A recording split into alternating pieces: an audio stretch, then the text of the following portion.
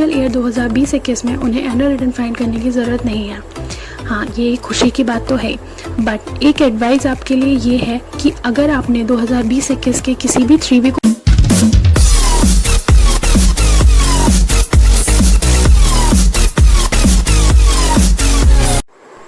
Hey everyone, मेरा नाम आंचल है और आप देख रहे हैं सीए सहायक का यूट्यूब चैनल, जिसमें आज मैं फर्स्ट वीडियो डालने जा रही हूँ, जो होगा जीएसटीआर 9 एंड जीएसटीआर 9C के नए कुछ अमेंडमेंट्स के बारे में, जो उन्होंने फाइनेंशियल ईयर 2020-21 के लिए एप्लीकेबल कर दिए हैं।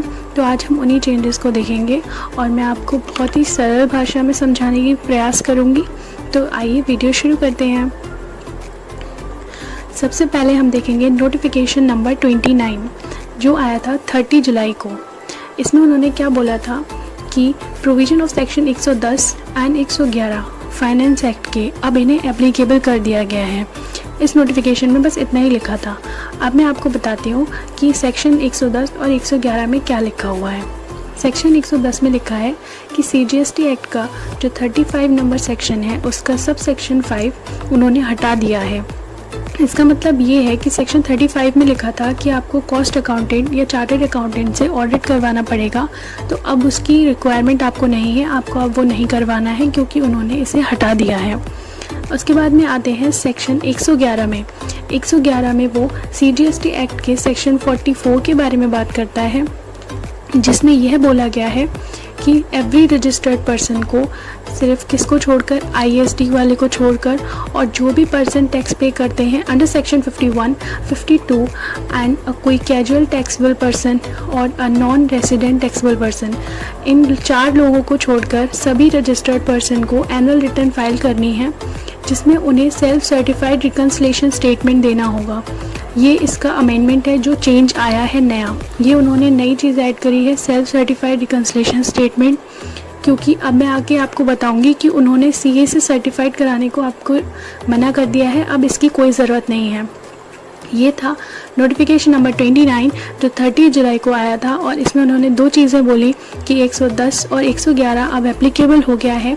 110 में CGST एक्ट का 35 सेक्शन का सब सेक्शन 5 हटा दिया गया है, और 44 सेक्शन ऑफ CGST एक्ट का, इसमें आपको 4 लोगों को छोड़कर, यानी कि ISD, a person paying tax under section 51, 52 और casual taxable person and non resident taxable person, इन चारों को छोड़कर एवरी रजिस्टर्ड पर्सन, सारे रजिस्टर्ड लोगों को एनुअल रिटर्न फाइल करना है, और उसमें उन्हें ये सेल्फ सर्टिफाइड रिकन्सिलेशन स्टेटमेंट देना है। आगे मैं आपको बताऊंगी कि सेल्फ सर्टिफाइड रिकन्सिलेशन स्टेटमेंट क्या है।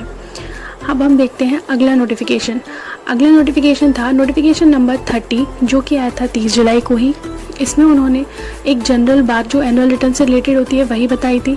फर्स्ट उन्होंने रूल 80 में ये लिखा था कि सारे रजिस्टर्ड पर्सन को GSTR 9 भरना होगा एनुअल रिटर्न। उसके बाद जो भी पर्सन टैक्स पे करते हैं सेक्शन 10 में, उनको एनुअल रिटर्न भरना होगा फॉर्म नंबर GSTR 9A।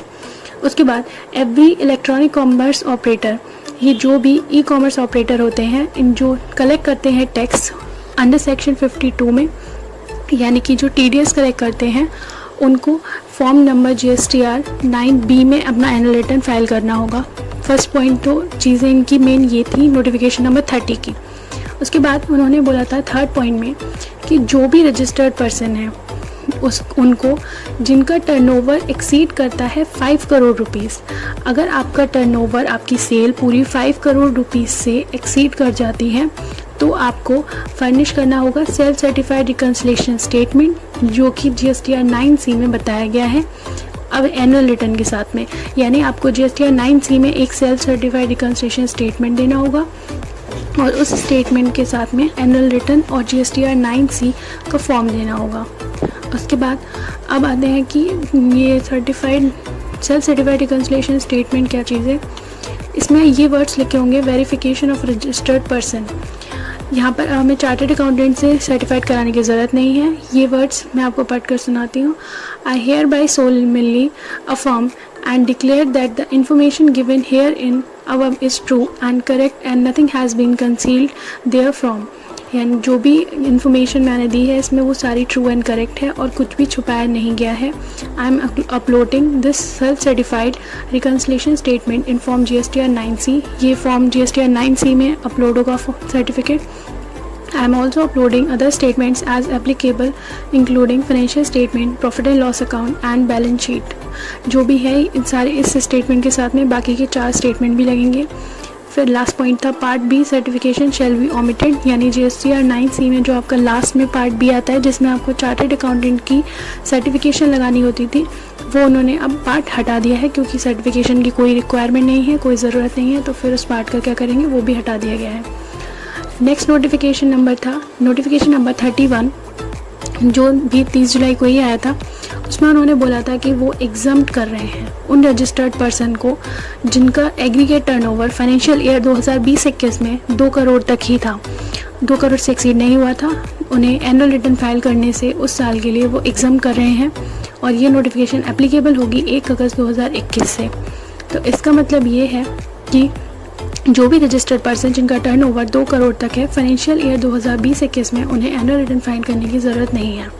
हाँ, ये खुशी की बात तो है, बट एक एडवाइस आपके लिए ये है कि अगर आपने 2020-21 के किसी भी 3B को फाइल करने में कोई गलती कर दी है, किसी भी बिल को लेकर, ITC को लेकर, किसी भी तरीके की, तो ये एडवाइस है कि भले ही आपको डिपार्टमेंट ने एग्जाम कर दिया हो कि आपका टर्नओवर 2 करोड़ से कम है तो आपको एनुअल रिटर्न फाइल करने की ज़रूरत नहीं है, बट अगर आपने कोई गलती की है तो उसको आपको करेक्ट करने का एक लास्ट चांस होता है एनुअल रिटर्न। तो आपको एनुअल रिटर्न ज़रूर फाइल करना चाहिए और अपनी उन सारी मिस्टेक्स को ठीक कर लेना चाहिए। ये थे 3 नोटिफिकेशन। अब मैं आपको इन तीनों का कंक्लूजन बता देती हूँ कि इन तीनों नोटिफिकेशन से क्या क्या इफेक्ट आएंगे। अब सबसे पहले है नोटिफिकेशन नंबर 29। इसमें 2 चेंजेस आए। सबसे पहले उन्होंने सेक्शन 110 और 111 को एप्लीकेबल कर दिया। 110 में था कि सेक्शन 5 सबसेक्शन 35 का जो था उसे उन्होंने हटा दिया है, अब आपको ऑडिट करवाने की ज़रूरत नहीं है कॉस्ट अकाउंटेंट या चार्टर्ड अकाउंटेंट से। दूसरा, उन्होंने सेल्फ सर्टिफाइड रिकन्सिलिएशन स्टेटमेंट को इंक्लूड कर दिया जो हमें एनुअल रिटर्न और GST ऑडिट फॉर्म 9C के साथ में देना होगा। उसके बाद में आता है नोटिफिकेशन नंबर 30, जिसमें उन्होंने बोला कि अगर आपका टर्नओवर एक्सीड करता है 5 करोड़ को तो आपको सेल्फ सर्टिफाइड रिकन्सिलिएशन स्टेटमेंट देना होगा एनुअल रिटर्न के साथ में और GST फॉर्म के साथ में। उसके बाद सेकंड पॉइंट में उन्होंने बोला कि पार्ट बी जो था GSTR 9C का सर्टिफिकेशन वाला, वो उन्होंने अब ओमिट कर दिया है, हटा दिया है, क्योंकि जब चार्टर्ड अकाउंटेंट के सर्टिफिकेशन की ज़रूरत ही नहीं है तो फिर उस पार्ट का क्या होगा, तो इसलिए उस पार्ट बी को भी हटा दिया है जो 9C के सबसे लास्ट में आता था। उसके बाद आता है नोटिफिकेशन नंबर 31। इसमें है कि no requirement of GSTR 9 if turnover doesn't exceed 2 crore. इसका मतलब ये है कि अगर आपका टर्नओवर 2 करोड़ से एक्सीड नहीं करता है, 2 करोड़ तक है, तो आपको एनुअल रिटर्न फाइल करने की कोई रिक्वायरमेंट नहीं है।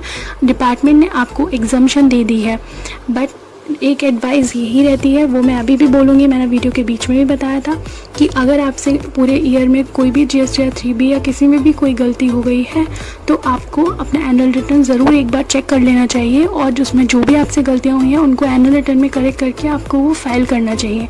ये आपके पास लास्ट चांस है ताकि आप अपने सारी मिस्टेक्स को करेक्ट कर सकें। आई होप आपको ये वीडियो अच्छा लगा होगा और आपको GSTR 9 एंड 9C से रिलेटेड सारे डाउट क्लियर हो गए होंगे। अगर आपको अभी भी कोई डाउट बचता है तो आप कमेंट करके हमसे पूछ सकते हैं, हम आपकी क्वेरी का आंसर ज़रूर करेंगे और अगर वो क्वेरी बहुत ज़्यादा रेलेवेंट लगी, जो हम कॉमन प्रॉब्लम होगी, तो हम उस पर एक वीडियो बनाकर भी आंसर दे सकते हैं। Please ask in the comment section and if you like this video then please give a big thumbs up and share with your friends, share this knowledge, and if you have any doubt then do ask us in the comments below. And do subscribe to our channel and hit the bell icon to get the notification of every video. I will see you in the next video. Till then, bye bye.